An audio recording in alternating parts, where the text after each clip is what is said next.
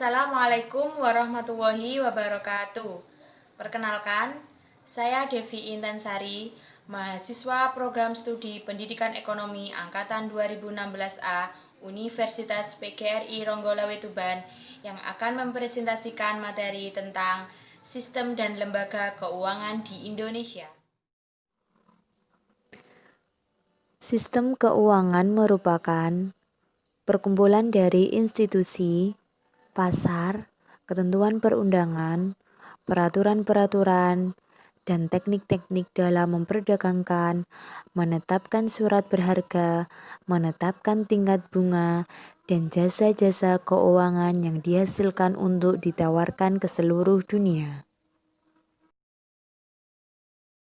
Sistem keuangan di Indonesia. Yang pertama, ada otoritas keuangan yang bertugas dalam pengaturan dan pengawasan pada keuangan dan perbankan.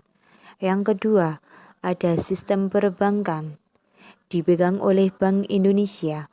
Menurut Undang-Undang Nomor 3 Tahun 2004, Bank Indonesia merupakan bank sentral Republik Indonesia yang independen dan bebas dari campur tangan pemerintah.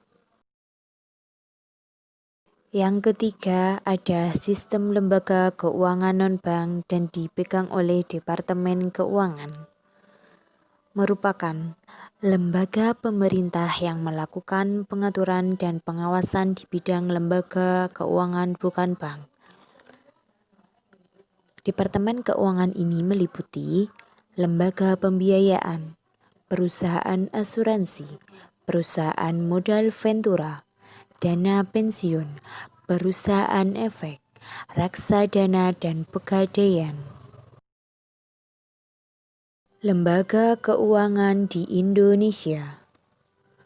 Lembaga keuangan merupakan suatu wadah yang memberikan fasilitas produk keuangan serta memutar arus uang dalam perekonomian. Lembaga uang dibagi menjadi dua, ada lembaga keuangan bank dan lembaga keuangan non-bank.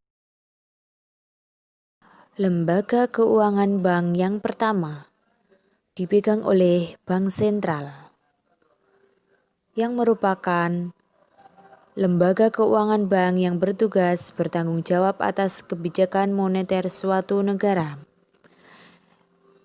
Tugasnya meliputi menjaga stabilitas nilai mata uang, menjaga stabilitas sektor perbankan, dan menjaga sistem finansial secara keseluruhan.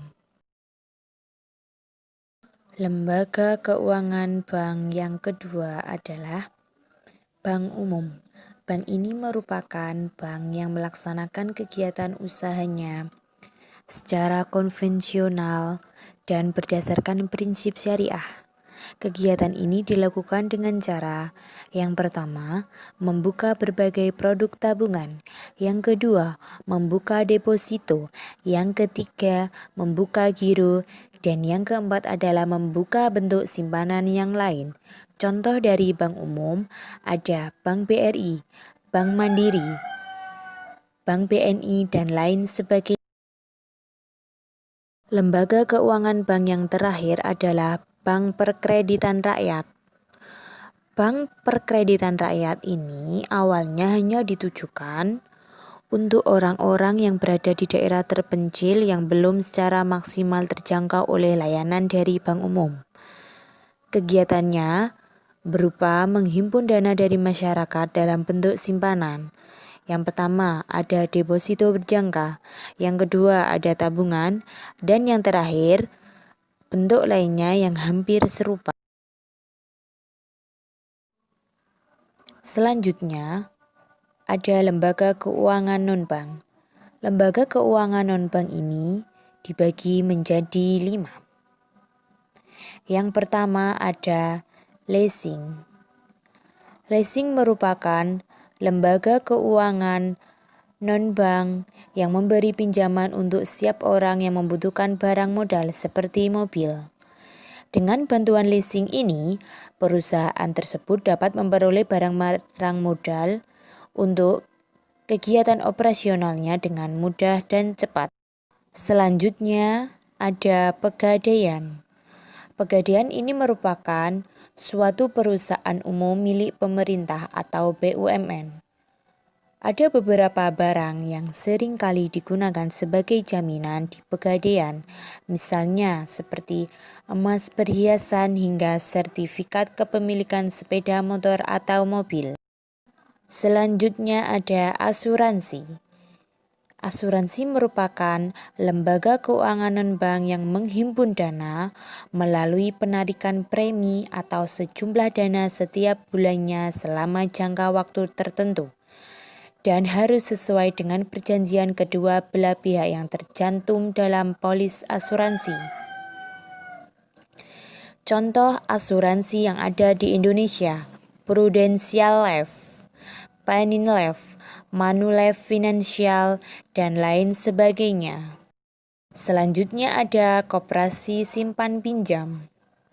Koperasi simpan pinjam merupakan lembaga keuangan non-bank yang memberikan pinjaman dana hanya kepada anggotanya saja. Syarat dalam mengajukan pinjaman: yang pertama, mengisi formulir pinjaman. Yang kedua, dapat melampirkan fotokopi KTP, slip gaji, rekening listrik, dan agunan. Akan tetapi yang diberikan oleh koperasi simpan pinjam ini umumnya lebih besar dibandingkan dari bank dan pegadaian. Lembaga keuangan non-bank yang terakhir terdapat pada pasar modal. Pasar modal ini akan menjadi suatu tempat jual beli surat-surat berharga jangka panjang. Perusahaan yang mencari dana akan menjual surat berharga seperti saham dan obligasi guna mendapatkan dana dari investor. Demikian presentasi dari saya. Wassalamualaikum warahmatullahi wabarakatuh.